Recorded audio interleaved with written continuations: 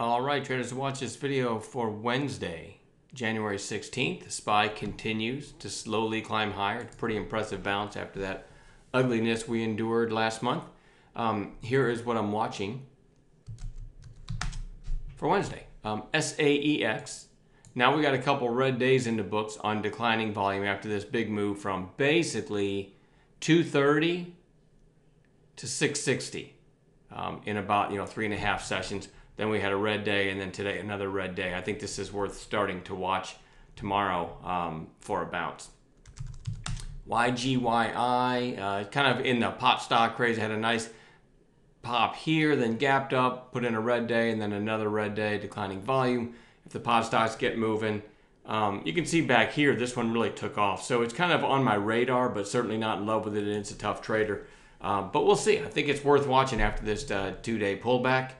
ANFI, really nice 3-day move here, and then a 3-day pullback on lower volume. It hit the 8-day today, a little bit of a bottoming tail. I think that one's worth watching. RESN, nice little breakout today on pretty strong volume, relatively speaking. That's still only 1.3 million. Show you how thin this one is, but we'll see if we get a red to green or something like that in this one tomorrow. KTOV, really big move today, so it's extended. Let me slide this over and show you the call that I made live in the chat room today. If you weren't there, KTOV popped early, right? Then, in my opinion, as it broke the low of day, actually did a kind of a secondary move here, attempting to break the highs. And when that failed, breaks the low of day, I think it sucked in some shorts. Then it comes up and kind of gets close to the high of day, pulls back. So as it came back up, I liked it over this lower high. There was a big seller on the tape at 190. I said over the mic, I like this through 190. We could probably light up the new highs ticker pretty quick if that happens. Then maybe hole number 2 and a rip, and that's exactly what happened. The 190 seller got taken out, and it was off to the races. I'll go to the 5-minute chart here to show you. So that was the initial pop. I actually called this late in the day too, right about there. Looking for just an end of day move because I figured shorts had to cover. So I had 2 decent trades in this one today, and we're going to watch it again tomorrow. BIOC, not in love with this, but it did have this big move from 90 cents to $3. And then today, kind of a quiet inside day. So maybe tomorrow we get one of those 3rd-day plays. I certainly think it's worth having on a chart. GoGo, it's really gotten quiet, right? Here's earnings, and it ripped through 4, but only went to 412. It's kind of going sideways below that. So I really need to see, kind of a push through 4 on volume before I'll even mess with this. We are about a week after earnings now, so I'm going to give this another day or 2 of watching, and if it just does nothing, I'll probably just pull it off the watch list. But, that happens. You get caught in a trap. If you're like me, you start watching a stock, and then it does nothing for several days. Then you just don't want to take it off the list because you feel like the first day you do, it'll rip, right? TYME, big move today. The range, 262 all the way to 412 before settling in at 360. So this very interesting for tomorrow.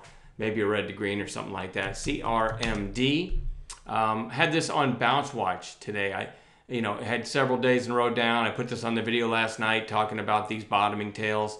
And it actually gave a pretty good setup. This is like the opening 20 minutes. And as it broke the early highs, you had yesterday's high just above as a catalyst.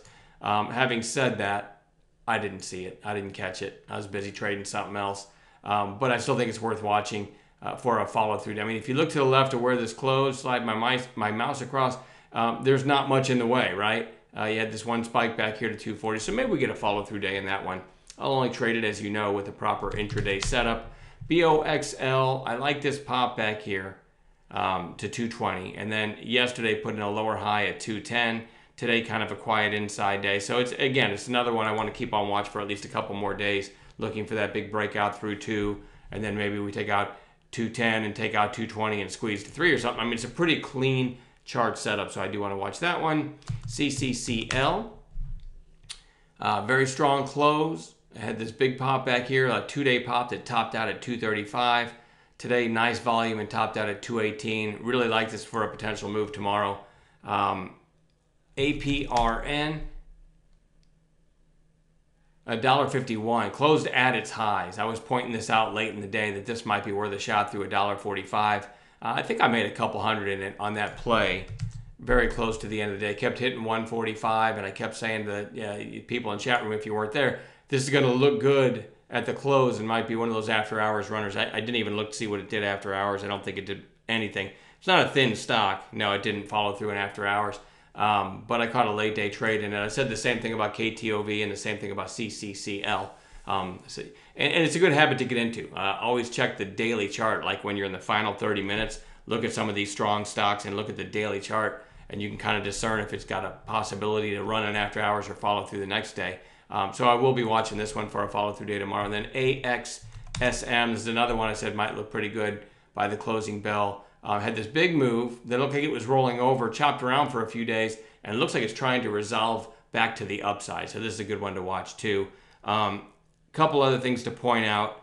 VHC today, Wayne called this right there. Second mouse play, flush and go. I worded it wrong. It's basically a flush and go. It broke the early highs right here by 1 penny and then flushed. And so Wayne called this over the highs again. I think it was 461, something like that. And the thing just ripped. It actually went much higher than that. But a great play. A lot of times when you take out the high and you look like you're going to roll over and you don't, that's kind of that flush and go setup. And from, I think it was 461, you can see what it did. Adding in the rest of the day, I took that snapshot, when it looked something like this. But anyway, it ended up going out at 644, a high of 644 before closing at 635. Wayne actually sold his last chunk all the way right before the close. So what a great call. What a great trade by Wayne.